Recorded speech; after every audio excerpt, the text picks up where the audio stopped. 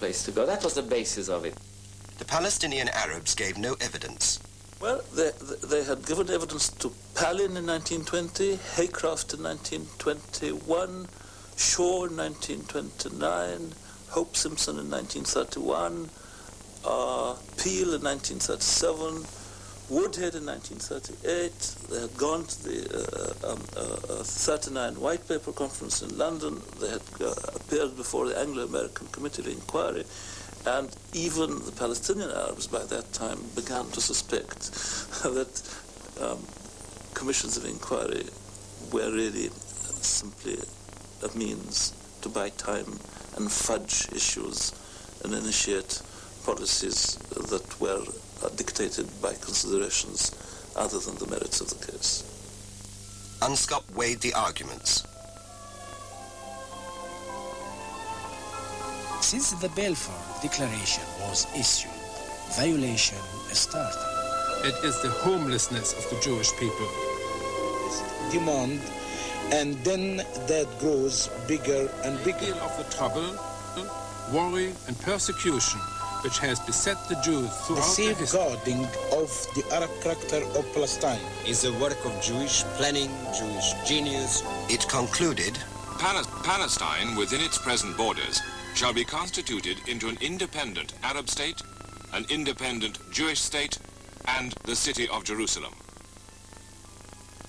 A majority report proposed the partition of Palestine, a Jewish state in areas where there was Jewish settlement, an Arab state elsewhere to include the port of Jaffa, Jerusalem to be an international city. In the proposed Jewish state, nearly half of the population was Arab. In the Arab state, hardly any was Jewish. There was great fear that the United Nations would take an anti-Jewish attitude. And here was a majority report, not a unanimous one, a majority report by UNSCOP advocating the establishment of a Jewish and an Arab state in a partitioned Palestine. And the hope was that this majority report would be adopted by the United Nations.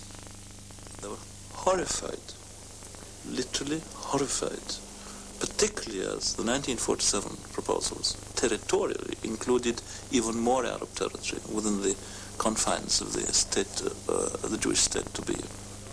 The British knew that this solution would have to be imposed on the Arabs. At the United Nations, they announced they would not implement it. Without a settlement acceptable to both sides, Britain would abandon Palestine. I have been instructed by His Majesty's government to announce with all solemnity that they have consequently decided that in the absence of a settlement, they must plan for an early withdrawal of British forces and of the British administration from Palestine. A decision fully supported by British public opinion, recently outraged by the Jewish terrorist hanging of 2 sergeants. The 2 sergeants, kidnapped as hostages, were hanged as a reprisal, the sort of cruelty once commonly indulged in by the Nazis.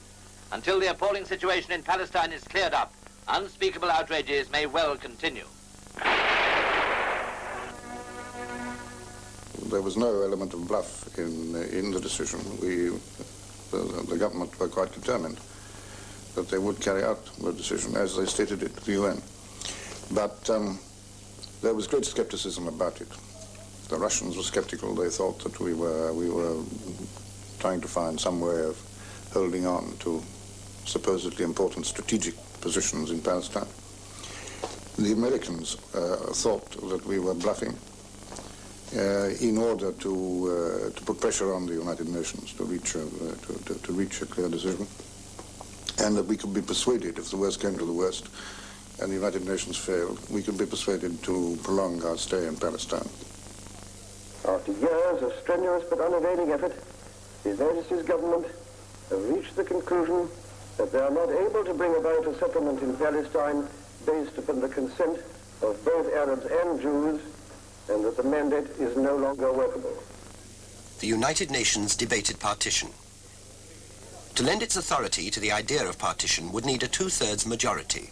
The vote would be close. The fact that after 25 years of international action in relation to Palestine, culminating with months of consideration by the General Assembly of the United Nations. التي سبق ذكرها وتعرض للحجج التي أدلى بها كثير Qui sautent aux yeux et qui ont servi. Как известно, не имеет в Палестине. The vote was postponed. November the 27th was Thanksgiving Day.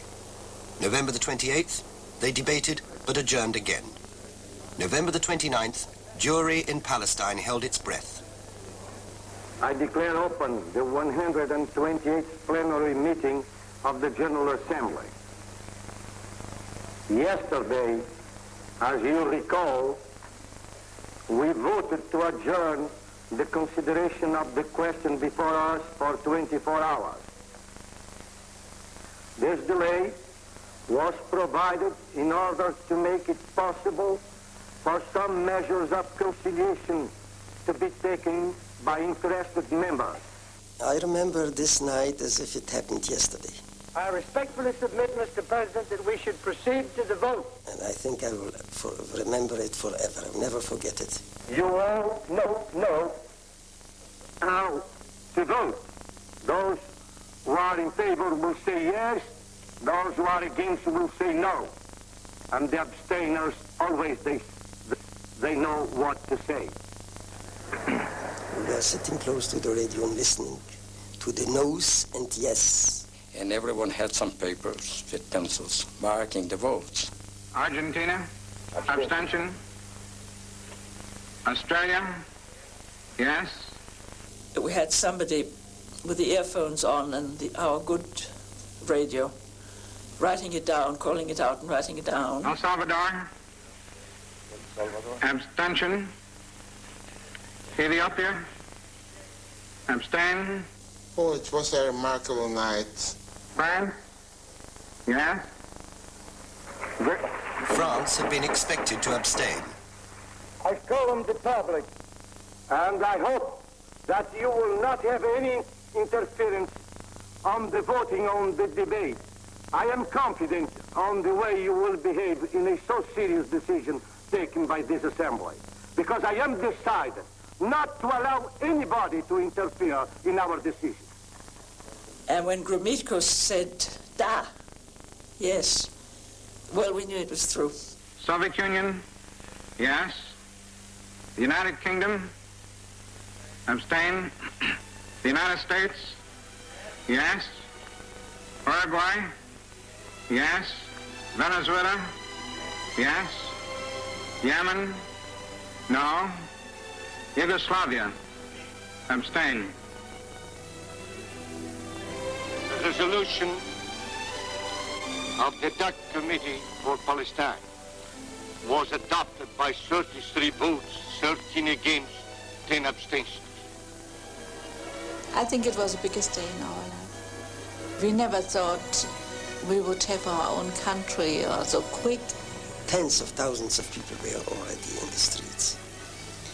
Youngsters, old people, children, mothers with their small kids were dancing in the streets and singing. We were so happy, we were overwhelmed. The speaker announced the results. I started to shiver and I couldn't keep quiet. Maybe it was a fulfilling for the so many lives and so many blood that will be shed in future wars.